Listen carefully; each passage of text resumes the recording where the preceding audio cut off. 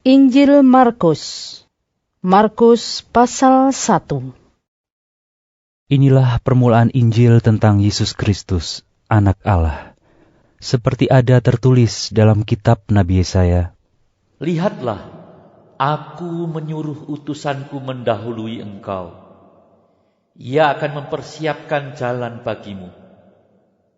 Ada suara orang yang berseru-seru di padang gurun. Persiapkanlah jalan untuk Tuhan. Luruskanlah jalan baginya. Demikianlah Yohanes Pembaptis tampil di padang gurun dan menyerukan, "Bertobatlah dan berilah dirimu dibaptis, dan Allah akan mengampuni dosamu." Lalu datanglah kepadanya orang-orang dari seluruh daerah Yudea dan semua penduduk Yerusalem. Dan sambil mengaku dosanya, mereka dibaptis di sungai Yordan. Yohanes memakai jubah bulu unta dan ikat pinggang kulit, dan makanannya belalang dan madu hutan. Inilah yang diberitakannya. "Sesudah aku, akan datang Ia yang lebih berkuasa daripadaku. Membungkuk dan membuka tali kasutnya pun aku tidak layak. Aku membaptis kamu dengan air, tetapi Ia akan membaptis kamu dengan Roh Kudus." Pada waktu itu datanglah Yesus dari Nazaret di tanah Galilea, dan Ia dibaptis di sungai Yordan oleh Yohanes. Pada saat Ia keluar dari air, Ia melihat langit terkoyak, dan roh seperti burung merpati turun ke atasnya. Lalu terdengarlah suara dari surga, "Engkaulah Anakku yang Kukasihi, kepadamulah Aku berkenan." Segera sesudah itu, roh memimpin dia ke padang gurun. Di padang gurun itu, ia tinggal 40 hari lamanya, dicobai oleh iblis. Ia berada di sana di antara binatang-binatang liar, dan malaikat-malaikat melayani dia. Sesudah Yohanes ditangkap, datanglah Yesus ke Galilea, memberitakan Injil Allah. Katanya, "Waktunya telah genap.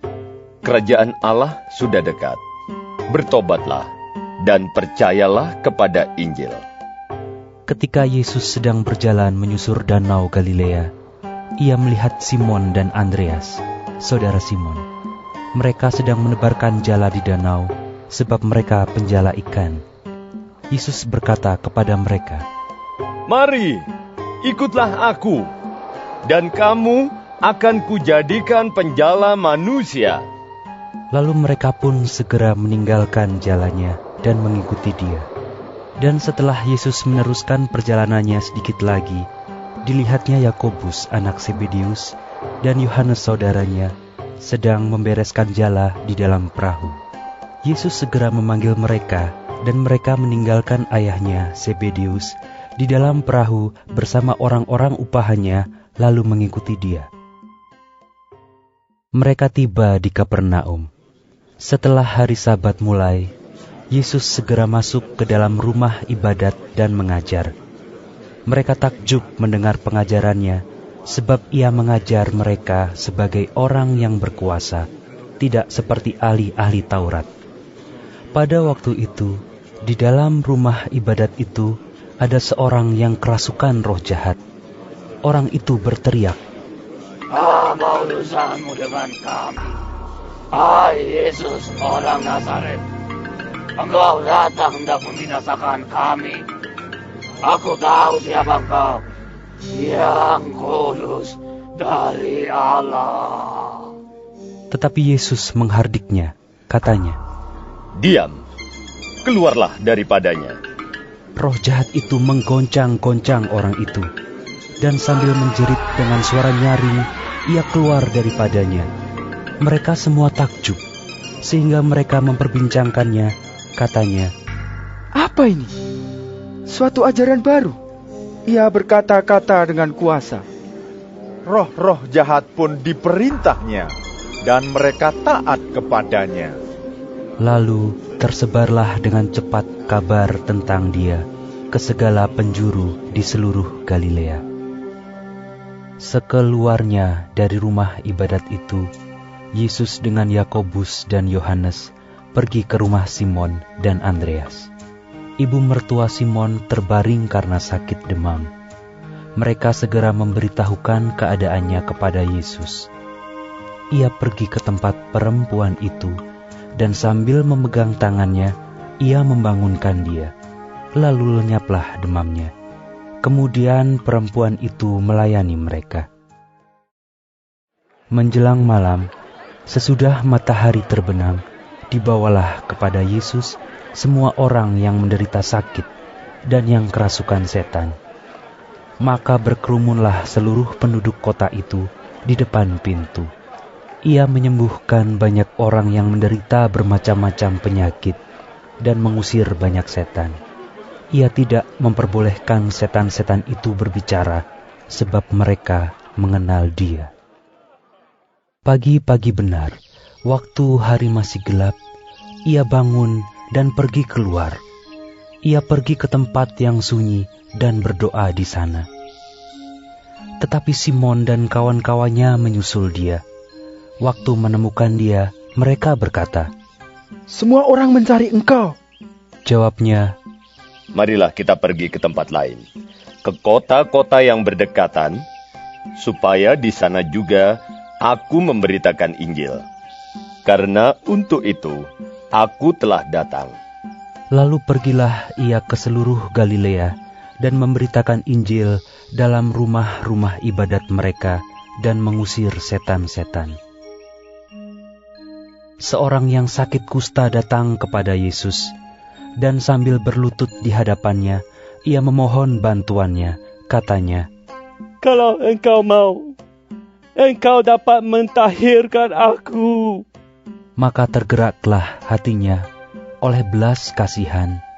Lalu ia mengulurkan tangannya, menjamah orang itu dan berkata kepadanya, Aku mau, jadilah engkau tahir. Seketika itu juga lenyaplah penyakit kusta orang itu, dan ia menjadi tahir. Segera ia menyuruh orang itu pergi dengan peringatan keras. Ingatlah, janganlah engkau memberitahukan apa-apa tentang hal ini kepada siapapun. Tetapi pergilah, perlihatkanlah dirimu kepada imam dan persembahkanlah untuk pentahiranmu persembahan yang diperintahkan oleh Musa sebagai bukti bagi mereka. Tetapi orang itu pergi memberitakan peristiwa itu dan menyebarkannya kemana-mana, sehingga Yesus tidak dapat lagi terang-terangan masuk ke dalam kota. Ia tinggal di luar, di tempat-tempat yang sepi. Namun orang terus juga datang kepadanya dari segala penjuru. Markus pasal 2. Kemudian, sesudah lewat beberapa hari, waktu Yesus datang lagi ke Kapernaum, tersiarlah kabar bahwa ia ada di rumah. Maka datanglah orang-orang berkerumun, sehingga tidak ada lagi tempat, bahkan di muka pintu pun tidak. Sementara ia memberitakan firman kepada mereka, ada orang-orang datang, membawa kepadanya seorang lumpuh, digotong oleh 4 orang.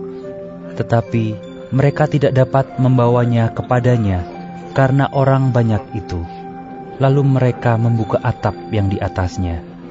Sesudah terbuka, mereka menurunkan tilam, tempat orang lumpuh itu terbaring. Ketika Yesus melihat iman mereka, berkatalah ia kepada orang lumpuh itu, Hai anakku, dosamu sudah diampuni. Tetapi di situ ada juga duduk beberapa ahli Taurat. Mereka berpikir dalam hatinya, Mengapa orang ini berkata begitu? Ia menghujat Allah. Siapa yang dapat mengampuni dosa selain daripada Allah sendiri? Tetapi Yesus segera mengetahui dalam hatinya bahwa mereka berpikir demikian. Lalu ia berkata kepada mereka, Mengapa kamu berpikir begitu dalam hatimu? Manakah lebih mudah mengatakan kepada orang lumpuh ini, dosamu sudah diampuni? Atau mengatakan, bangunlah, angkatlah tilammu dan berjalan. Tetapi supaya kamu tahu bahwa di dunia ini Anak manusia berkuasa mengampuni dosa. Berkatalah ia kepada orang lumpuh itu, Kepadamu kukatakan, bangunlah, angkatlah tempat tidurmu, dan pulanglah ke rumahmu. dan orang itu pun bangun, segera mengangkat tempat tidurnya, dan pergi keluar di hadapan orang-orang itu. Sehingga mereka semua takjub, lalu memuliakan Allah. Katanya, Yang begini belum pernah kita lihat. sesudah itu, Yesus pergi lagi ke pantai danau, dan seluruh orang banyak datang kepadanya. Lalu ia mengajar mereka. Kemudian ketika ia berjalan lewat di situ, ia melihat Lewi anak Alfeus duduk di rumah cukai, lalu ia berkata kepadanya, Ikutlah aku. Maka berdirilah Lewi, lalu mengikuti dia. Kemudian ketika Yesus makan di rumah orang itu, banyak pemungut cukai dan orang berdosa makan bersama-sama dengan dia dan murid-muridnya, sebab banyak orang yang mengikuti dia. Pada waktu ahli-ahli Taurat dari golongan Farisi melihat bahwa ia makan dengan pemungut cukai dan orang berdosa itu, berkatalah mereka kepada murid-muridnya, Mengapa ia makan bersama-sama dengan pemungut cukai dan orang berdosa? Yesus mendengarnya dan berkata kepada mereka, Bukan orang sehat yang memerlukan tabib, tetapi orang sakit. Aku datang bukan untuk memanggil orang benar, melainkan orang berdosa. Pada suatu kali ketika murid-murid Yohanes dan orang-orang Farisi sedang berpuasa, datanglah orang-orang dan mengatakan kepada Yesus, Mengapa murid-murid Yohanes dan murid-murid orang Farisi berpuasa, tetapi murid-muridmu tidak? Jawab Yesus kepada mereka, Dapatkah sahabat-sahabat mempelai laki-laki berpuasa, sedang mempelai itu bersama mereka? Selama mempelai itu bersama mereka, mereka tidak dapat berpuasa. Tetapi waktunya akan datang, mempelai itu diambil dari mereka, dan pada waktu itulah mereka akan berpuasa. Tidak seorang pun menambalkan secarik kain yang belum susut pada baju yang tua, karena jika demikian, kain penambal itu akan mencabinya, yang baru mencabik yang tua, lalu makin besarlah koyaknya. Demikian juga, tidak seorang pun mengisikan anggur yang baru ke dalam kantong kulit yang tua. Karena jika demikian, anggur itu akan mengoyakkan kantong itu, sehingga anggur itu dan kantongnya, dua-duanya terbuang. Tetapi anggur yang baru, hendaknya disimpan dalam kantong yang baru pula. Pada suatu kali, pada hari Sabat, Yesus berjalan di ladang gandum, dan sementara berjalan, murid-muridnya memetik bulir gandum. Maka kata orang-orang Farisi kepadanya, Lihat, mengapa mereka berbuat sesuatu yang tidak diperbolehkan pada hari Sabat? Jawabnya kepada mereka, Belum pernahkah kamu baca apa yang dilakukan Daud, ketika ia dan mereka yang mengikutinya kekurangan dan kelaparan? Bagaimana ia masuk ke dalam rumah Allah waktu Abiatar menjabat sebagai imam besar, lalu makan roti sajian itu, yang tidak boleh dimakan kecuali oleh imam-imam, dan memberinya juga kepada pengikut-pengikutnya. Lalu kata Yesus kepada mereka, Hari Sabat diadakan untuk manusia, dan bukan manusia untuk hari Sabat. Jadi anak manusia adalah juga Tuhan atas hari Sabat. Markus pasal 3. Kemudian Yesus masuk lagi ke rumah ibadat. Di situ ada seorang yang mati sebelah tangannya. Mereka mengamat-amati Yesus, kalau-kalau ia menyembuhkan orang itu pada hari Sabat, supaya mereka dapat mempersalahkan dia. Kata Yesus kepada orang yang mati sebelah tangannya itu, Mari, berdirilah di tengah. Kemudian katanya kepada mereka, Manakah yang diperbolehkan pada hari Sabat? Berbuat baik atau berbuat jahat? Menyelamatkan nyawa orang atau membunuh orang? Tetapi mereka itu diam saja. Ia berduka cita karena kedegilan mereka, dan dengan marah ia memandang sekelilingnya kepada mereka, lalu ia berkata kepada orang itu, Ulurkanlah tanganmu. Dan ia mengulurkannya, maka sembuhlah tangannya itu. Lalu keluarlah orang-orang Farisi dan segera bersekongkol dengan orang-orang Herodian untuk membunuh dia. Kemudian Yesus dengan murid-muridnya menyingkir ke danau, dan banyak orang dari Galilea mengikutinya. Juga dari Yudea, dari Yerusalem, dari Idumea, dari seberang Yordan, dan dari daerah Tirus dan Sidon, datang banyak orang kepadanya. Sesudah mereka mendengar segala yang dilakukannya, ia menyuruh murid-muridnya menyediakan sebuah perahu baginya, karena orang banyak itu, supaya mereka jangan sampai menghimpitnya. Sebab ia menyembuhkan banyak orang, sehingga semua penderita penyakit berdesak-desakan kepadanya, hendak menjamahnya. Bila mana roh-roh jahat melihat dia, mereka jatuh tersungkur di hadapannya dan berteriak, Engkaulah Anak Allah. Tetapi ia dengan keras melarang mereka memberitahukan siapa dia. Kemudian naiklah Yesus ke atas bukit. Ia memanggil orang-orang yang dikehendakinya, dan mereka pun datang kepadanya. Ia menetapkan 12 orang untuk menyertai dia dan untuk diutusnya memberitakan Injil, dan diberinya kuasa untuk mengusir setan.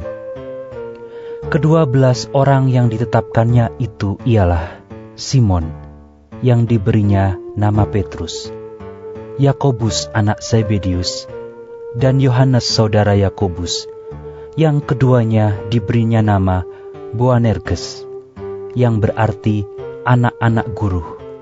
Selanjutnya Andreas, Filipus, Bartolomeus, Matius, Thomas, Yakobus anak Alfeus, Tadeus, Simon orang Selot, dan Yudas Iskariot yang mengkhianati dia. Kemudian Yesus masuk ke sebuah rumah. Maka datanglah orang banyak berkerumun pula, sehingga makan pun mereka tidak dapat. Waktu kaum keluarganya mendengar hal itu, mereka datang hendak mengambil dia, sebab kata mereka, ia tidak waras lagi. Dan ahli-ahli Taurat yang datang dari Yerusalem berkata, Ia kerasukan Beelzebul, dan dengan penghulu setan, ia mengusir setan. Yesus memanggil mereka, lalu berkata kepada mereka dalam perumpamaan, Bagaimana iblis dapat mengusir iblis? Kalau suatu kerajaan terpecah-pecah, kerajaan itu tidak dapat bertahan. Dan jika suatu rumah tangga terpecah-pecah, rumah tangga itu tidak dapat bertahan. Demikianlah juga kalau iblis berontak melawan dirinya sendiri, dan kalau ia terbagi-bagi, ia tidak dapat bertahan, melainkan sudahlah tiba kesudahannya. Tetapi tidak seorang pun dapat memasuki rumah seorang yang kuat untuk merampas harta bendanya, apabila tidak diikatnya dahulu orang kuat itu. Sesudah itu, barulah dapat ia merampok rumah itu. Aku berkata kepadamu, sesungguhnya semua dosa dan hujat anak-anak manusia akan diampuni. Ya, semua hujat yang mereka ucapkan. Tetapi apabila seorang menghujat Roh Kudus, ia tidak mendapat ampun selama-lamanya, melainkan bersalah karena berbuat dosa kekal. Ia berkata demikian karena mereka katakan bahwa ia kerasukan roh jahat. Lalu datanglah ibu dan saudara-saudara Yesus. Sementara mereka berdiri di luar, mereka menyuruh orang memanggil dia. Ada orang banyak duduk mengelilingi dia. Mereka berkata kepadanya, "Lihat, ibu dan saudara-saudaramu ada di luar dan berusaha menemui engkau." Jawab Yesus kepada mereka, "Siapa ibuku dan siapa saudara-saudaraku?" Ia melihat kepada orang-orang yang duduk di sekelilingnya itu dan berkata, "Ini ibuku dan saudara-saudaraku. Barang siapa melakukan kehendak Allah, dialah saudaraku laki-laki, dialah saudaraku perempuan, dialah ibuku."